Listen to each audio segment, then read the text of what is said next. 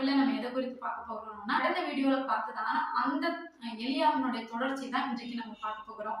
ஏன் நான் இதை பிரிச்சு போடுறேன் அப்படின்னா, ஒவ்வொரு விஷயமே நம்முடைய வாழ்க்கைக்கு ரொம்ப முக்கியமான காரியம் தான். அதனால தான் நான் உங்களுக்கு ரொம்ப ஷார்ட்டா போடுறேன். இன்றைக்கு நம்ம எதை பார்க்க போறோம்னா, அதனுடைய தொடர்ச்சி தான் பார்க்க போறோம். இதுக்கு ஆதாரமா நம்ம எடுத்துக்கொண்ட வேத பகுதி வந்து 1 ராஜாக்கள் 19வது அதிகாரத்துல 1, 2, 3 வசனங்களை தான் நம்ம குறித்து பேசிக் கொண்டிருக்கிறோம். கடந்த வீடியோல நம்ம அதுல 3வது வசனத்தை குறித்து பேசணும். எலியா எசபேலுடைய வார்த்தைகளை கேட்டு என்ன பண்றாருன்னா, யூதேயாவில் இருக்க பெயர்செபாவுல போய் ஒளிந்து கொண்டாரு. அங்க போய் ஜெபிக்கிறாரு. என்னால முடியாது, என்னுடைய பிராணனை எடுத்துக்கொள்ளுங்க அப்படின்னு சொல்லி ஜெபிக்கிறாரு. அவருடைய ஜெபத்துக்கு பரலோகம் ஆமென் சொல்லிச்சு அப்படிங்கிற காரியத்தை நம்ம பார்த்தோம். இன்றைக்கு அதன் தொடர்ச்சியா நம்ம என்ன பார்க்க போறோம்னா, 2வது வசனத்தை குறித்து நம்ம பார்க்க போறோம். 2வது வசனத்துல எசபேல் சொல்றாங்க, பாகால் தீர்க்கதரிசியினுடைய பிராணனை வாங்கின உன்னைய நான் என்ன பண்ண போறேன்னா, உன்னுடைய பிராணனை நான் வாங்க போறேன். நாளைக்கு இந்நேரம் நீ ஜீவனோட இருக்க மாட்டேன் அப்படின்னு சொல்லி எலியாவை பார்த்து சொல்றாங்க.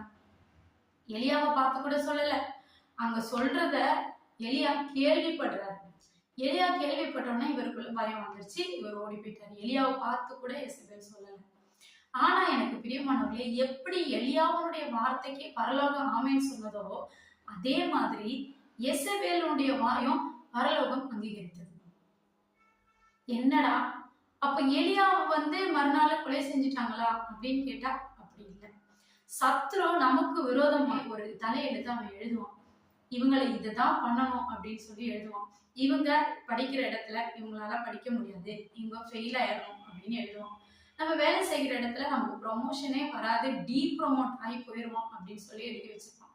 நம்ம வாழ்க்கையில முன்னாடி போகக்கூடாது, நம்ம ரிவர்ஸ் கியர் போட்டு பின்னாடி வரணும் அப்படின்னு சொல்லி நம்ம வாழ்க்கையில நம்ம என்ன பண்ணுவான்னா சில காரியத்தை நம்ம குறித்து வைத்திருப்பான். அதே போலதான் எலியாவுடைய வாழ்க்கையில பிசாசு எசபேல் மூலியமா பேசுகிறான். உன்னுடைய பிராணனை நான் எடுப்பேன் அப்படின்னு சொல்லி பேசுறான். எனக்கு பிரியமானவர்களே, எலியா பார்க்கல. அந்த வார்த்தைகளை பேசும்போது எலியா வந்து எசபேலை தான் பார்த்தானே தவிர, எசபேல் வாயிலிருந்து வந்த வார்த்தைகளுக்கு தான் அவர் முக்கியத்துவம் கொடுத்து பயந்து தன்னுடைய பிராணனுக்காக ஓடி போனார் தவிர கர்த்தரை அவர் மறந்துட்டார். எனக்கு பிரியமானவரே, பரலோகம் அதை பார்த்துச்சு. எசபேல் சொன்னாங்க, எலியாவுடைய ஜீவனை நான் எடுப்பேன். பரலோகத்துல சின்ன ஒரு சேஞ்சஸ். எசபேல் சொன்னாரு ஜீவனை எடுப்பேன்னு சொல்லி. ஆனா பரலோகம் எலியாவினுடைய வேண்டுதலை கேட்டு எலியா ஜெபிக்கிறார். எலியா தீர்க்கதரிசி இல்லையா, அவருடைய ஜெபத்திற்கு எப்படி பதில் கொடுக்காம இருக்க முடியும்? அவர் சொல்றாரு, என்னுடைய ஜீவனை எடுத்துக்கோங்க. ஆனா பரலோகம் சொல்லுது, நான் உன்னை எடுத்துக்கிறேன்ப்பா. நீ ஜெபித்த ஜெபத்துக்கு உனக்கு நான் அப்ரூவ் பண்ணிட்டேன். அவன் கடந்த வீடியோல பார்த்தோம், அவருடைய ஜெபம் அங்கீகரிக்கப்பட்டது. என்ன அங்கீகரிக்கப்பட்டது அப்படின்னா, எலியாவுடைய ஜெபத்துல ஒரு பார்ட்டை அவர் எடுத்துக்கிட்டாரு. என்னை எடுத்துக்கோங்கன்னு சொன்னாரு இல்லையா, அதை வந்து பரலோகம் அங்கீகரிச்சாச்சு. எசபேல் சொல்றாங்க, உன்னுடைய பிராணன் நாளைக்கு உங்ககிட்ட இருக்காது அப்படின்னு சொல்ற மாதிரி எலியா மரித்தாரு அப்படின்னா எசபேல் சொன்னது சரியாயிரும். பிசாசு வெட்டி வைத்த புலி, பிசாசு சொன்ன வார்த்தைகள் அங்கீகரிக்கப்பட்டுரும், பிசாசுக்கு வெற்றி வந்துடும். ஆனா கர்த்தருக்கு தெரியும் பிசாசு ஜெயிக்க மாட்டான்.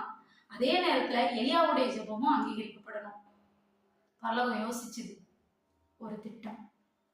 எசபேல் கொலை செய்வேன்னு சொன்ன எலியா ஜெபித்த மாதிரியே பரலோகத்துக்கு எடுத்துக்கொள்ளப்படணும்.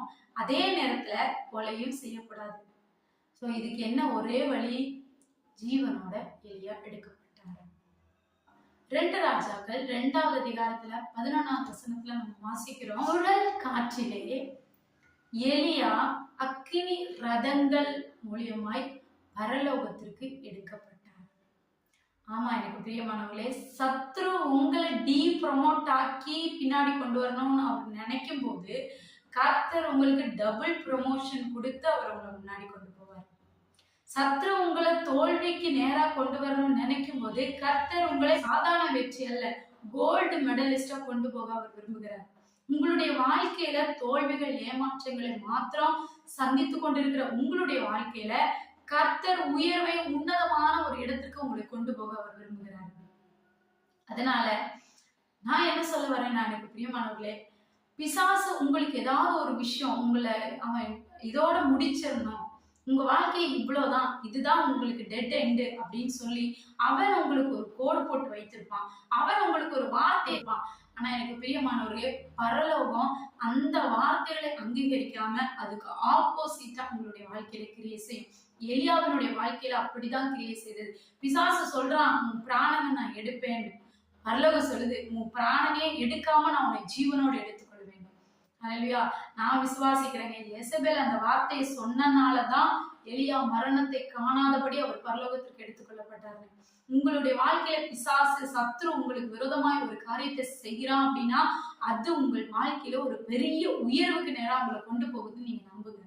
நான் விசுவாசிக்கிறேங்க, எசபேல்னாலதான் எலியா ஜீவனோடு எடுத்துக்கொள்ளப்பட்டாருன்னு நான் நம்புறேன். அதே மாதிரி உங்களுடைய வாழ்க்கையில உங்க சத்துரு உங்களுக்கு விரோதமா எழும்புனா அப்படின்னா நீங்க விசுவாசிங்க, இந்த சத்துரு எனக்கு விரோதமா எழும்புகிறான், கர்த்தர் இவனை கொண்டுதான் என்னை உயர்த்த போகிறாரு. உங்களுக்கு சாதாரண ப்ரொமோஷன் தான் கிடைச்சிருக்கும் நீங்க வேலை செய்கிற இடத்துல. ஆனா உங்களுக்கு விரோதமா அந்த சத்துரு எழும்புனனால உங்களுடைய ப்ரொமோஷன் டபுளா மாறுது. நீங்க சாதாரண ஒரு வெற்றியை தான் உங்க ஸ்கூல்ல காலேஜ்ல நீங்க வாங்கியிருப்பீங்க. ஆனா சத்துரு உங்களுக்கு விரோதமா எழும்புனனால நீங்க கிளாஸ் ஃபர்ஸ்ட், கோல்டு மெடலிஸ்டா நீங்க அந்த காலேஜ்ல இருந்து அந்த கிளாஸ்ல இருந்து நீங்க ப்ரொமோட் ஆகி போறீங்க. அதனால உங்களுடைய வாழ்க்கையில சாதாரண ஒரு வாழ்க்கை தான், நீங்க ஒரு ஆர்டினரியான வாழ்க்கை தான் நீங்க வாழணும்னு சத்துரு உங்களுக்கு வைத்திருக்கும். கர்த்தர் அதை எக்ஸ்ட்ராடினரியா உங்களுக்கு மாற்றி தரப்போகிறாரு. அதனால இந்த நாள்ல சத்துரு உங்களுக்கு விரோதமா ஏதாவது ஒரு கண்ணி வைத்தானா, எனக்கு பிரியமானவர்களே, நீங்க எதை பத்தியும் கவலைப்படாதீங்க. எலியாவின் தேவன் இந்த நாள்ல நம்மை டபுள் ப்ரமோஷனோட சத்துரு வைத்த அந்த கண்ணிக்கு டபுளா கர்த்தர் நம்மளை உயர்த்த போறாரு. அதனால பிசாசு நம்மளை எந்த அளவுக்கு எதிர்க்கிறானோ அந்த அளவுக்கு நம்ம உயர போகிறோம் அப்படின்னு சொல்லி விசுவாசத்தோட இருங்க. கர்த்தர் நம்மை ஆசீர்வதிப்பார்.